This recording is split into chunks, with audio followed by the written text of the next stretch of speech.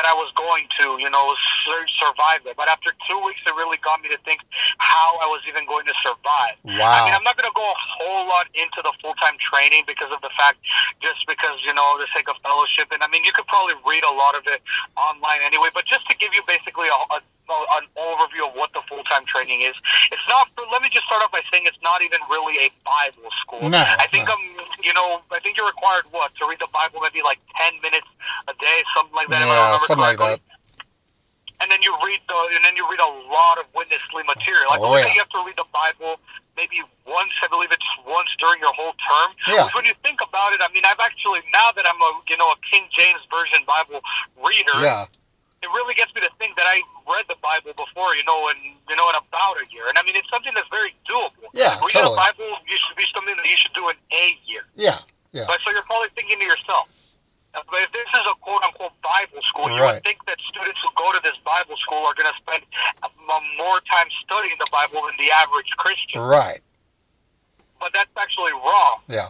Many of these, what this Bible school, quote-unquote, really is more of a witness-lead book study. Yes, that's right. What you are going to be doing in the majority of your classes, if not all of your classes, is just studying witness-lead. Yeah, that's what you are going to be doing in every class is just hearing and hearing witness-lead, reading witness-lead, a little bit of Watchman, which is another heretic that I definitely do not recommend. Yes.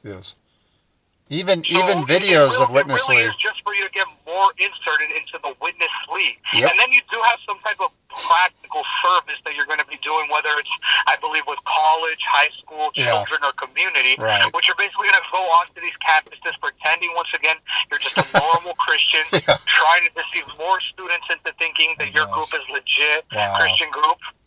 And it basically, like, the way I see the local churches at this point even, is just think of it as some type of business. It's just some type of business. Very much so. To try to fill in the seats of everyone, leaving and leaving and leaving.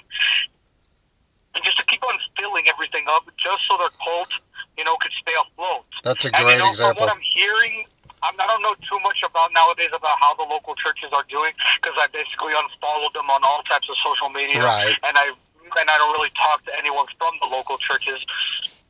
But from what I am hearing, I hear that the retention rate of the local churches is not really at its highest at the moment. Oh, no, they're not doing that great. And they're definitely, it's like that with college students that they're trying to recruit, but it's also that way with their own church kids, quote unquote. These kids who grow up in the group, feel very sorry for all of them.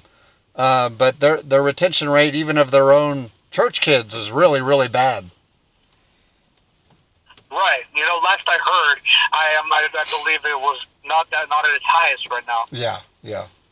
Wow. And it just really gets you to think about all these things, And I mean, I'm definitely glad that I had the backbone at the moment, Amen. That I at least had the backbone to stand up to the quote-unquote brothers and tell them that, no, I'm leaving Praise God. full-time training, Praise God. that I'm leaving. I mean, at the end of the day, what were they really going to do? Were they really going to try to pin me down and make me stay? Right. No. Yeah. No, not at all. So, No. I mean, it really is. And, I mean, that leads also to just something I really want to quickly mention as I continue. Yeah.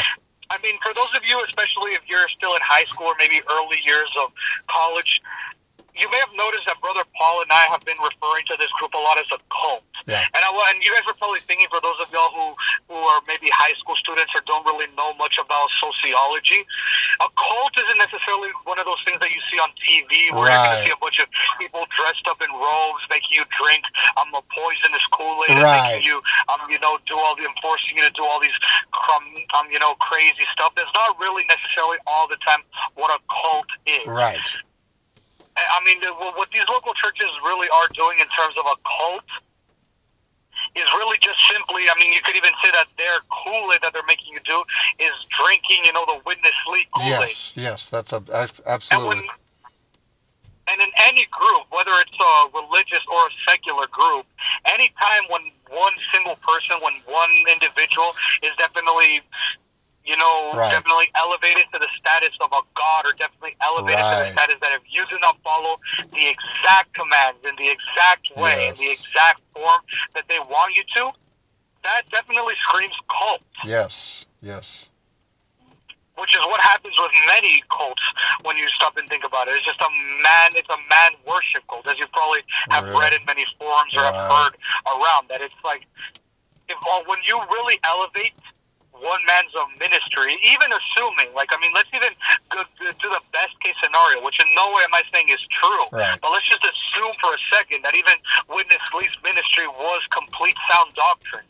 When you are elevating one man's ministry to take over the Word of God, that really is a cult, and you have to run and get out of there. Any Christian group where you are not reading the Bible, where you are reading anything that is not the Bible, you have to run, get out of there. It's a cult.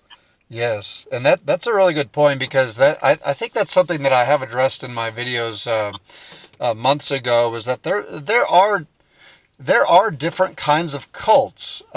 Just because, yes, there is the Jim Jones kind of cult where they actually will put something in your drink and, poison you and even kill you. Yes, there is that kind of cults. Those kinds of cults do exist. But there are other kinds of cults where they employ other means of control.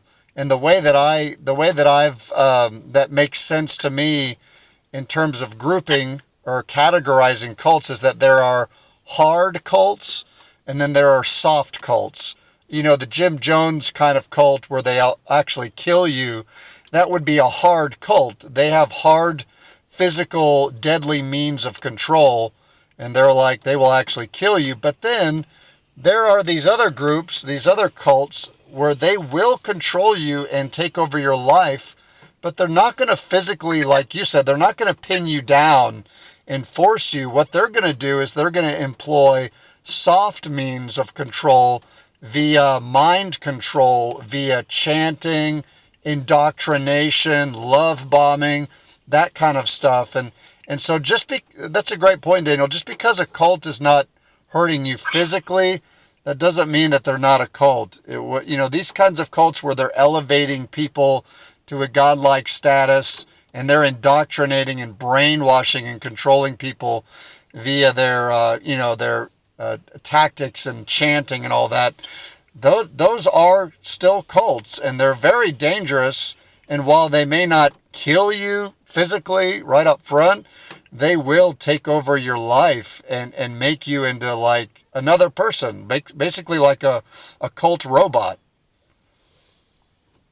Oh yeah, definitely, and I definitely noticed that about myself. I mean, thinking it over now that I've been out of this cult for almost a year. Wow. No, I think it's been actually more than a year. Wow. Now, I think now that I've been out of this cult for a little bit over a year, I could definitely say that, I mean, it's like, really reassessing myself. And it's like, I really think that when I was in college, I want to say, like, let me just start off by saying that I've never been the type of person where, even before I became a Christian, where I wanted to say, I wanted to go to college, to party, go to bars, have sex with multiple girls or anything like that. Yeah.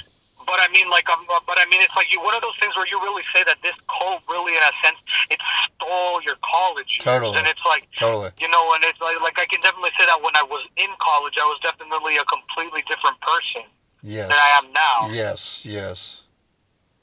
And I mean, I can also rest assured that it's like once I came back from the full-time training, I was going through a lot of stress at the moment. I was going through a lot of I guess you could say anxiety, a lot of anxiety and a lot of stress during that time, because there was a lot of like quick decisions I had to make. I mean, I knew that leaving the group was something that at that point wasn't even really up for debate. It's something that I had to do if I really wanted to continue to get right with God, and if I really was still interested in pursuing my relationship with God and continuing to obey, the great, great Lord, and continuing to grow, in my biblical, values.